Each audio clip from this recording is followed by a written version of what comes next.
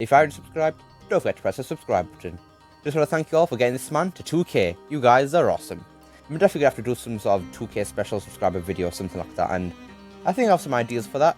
But if you guys do too, then by all means, let me know. Anyways, cue the goddamn intro.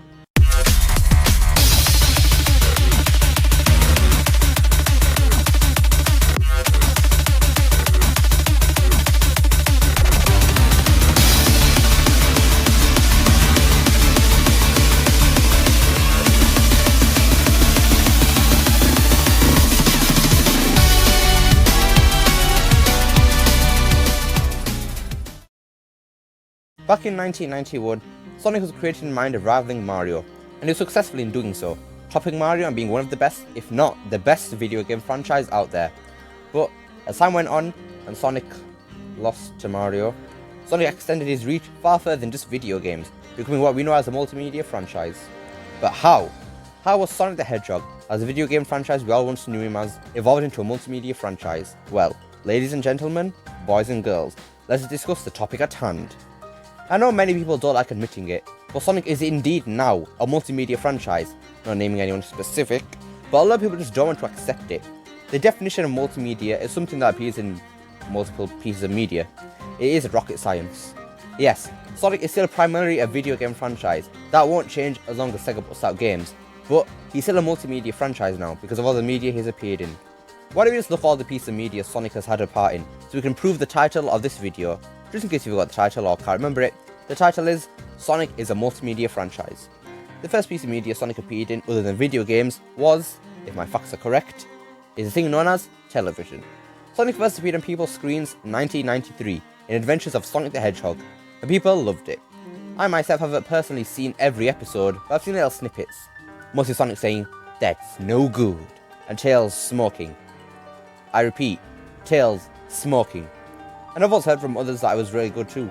Robotnik's henchman, Scratch and Grounder, really good. Adventures of Sonic the Hedgehog was also home to one of the most iconic Sonic songs to date. Sonic the Hedgehog is the fastest thing alive. Yeah, I'm not really too familiar with the song, so yeah, that's probably why the lyrics I said were wrong. Sonic had another TV show called Sonic the Hedgehog, which I'm the least familiar with.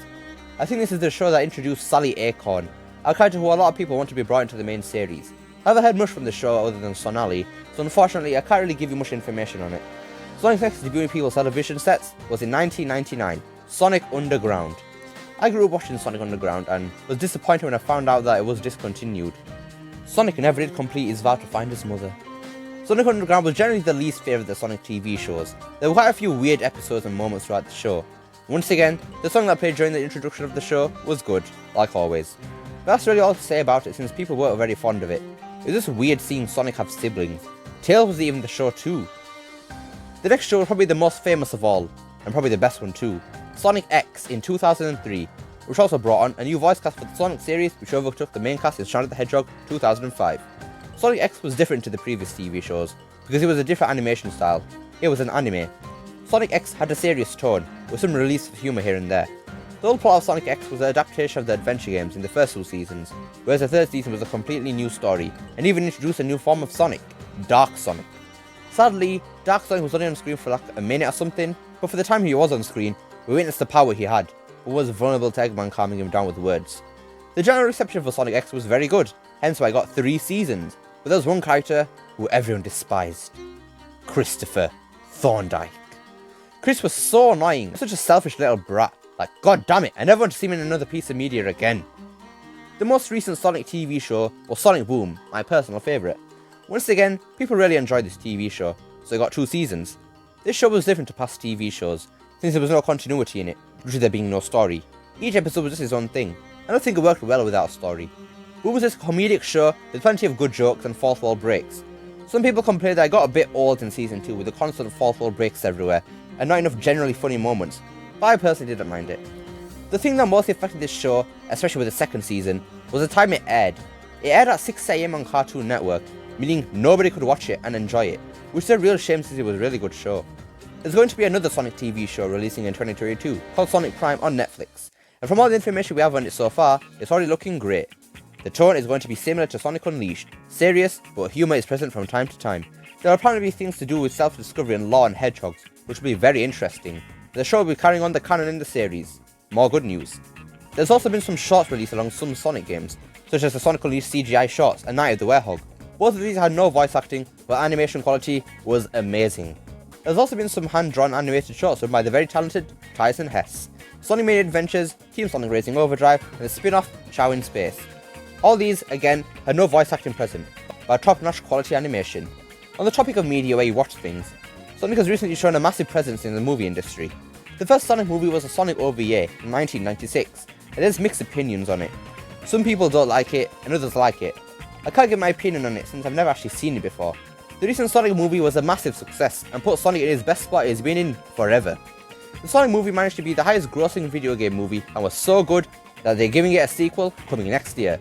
And, like Sonic Prime, the news we have received so far is making this movie sequel look like it'll top the first, just like sequels are supposed to do. Straying away from TV shows and movies, Sonic has had comics, one of them being the longest running franchise-based comic series ever, the Archery Comics, running for a total of 25 years, starting in 1992 until it was discontinued in 2017, unfortunately. People absolutely loved the Archery Comics. They loved the writing, the characters introduced, and just really didn't have any concerns with it. Thankfully, when it did end in 2017, another series started, aka the IDW Comics, which were, again, well received. The IDW Comics followed the events of Sonic Forces, basically did things which Sega could only dream of. Though because of Sega's stupid mandates, Ian Flynn was held back, for example, Shadow just being a complete jerk. There were also some Sonic comic spin-offs, as the Sonic Boom comics, which were made alongside Sonic Boom. There was also a series based on Sonic X, which I haven't heard much about. The final piece of media which Sonic has a big part in is merch. Sonic has tons of merch, ranging from clothing, toys, collectibles, and even his own drink made by G Fuel. The quality of merch is always on point, but there's some whack knockoff Sonic merch sometimes. Strange, isn't it?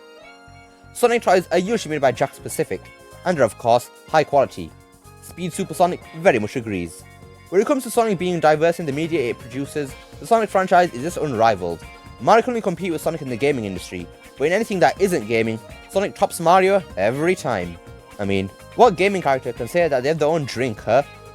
That's just the beauty of being a multimedia franchise. That's about wraps it up for today's video.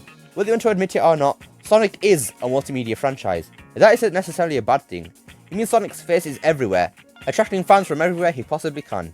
Hope you'll enjoy this video, don't forget to like, share, subscribe, especially that last one, and I hope to see you next time. Peace!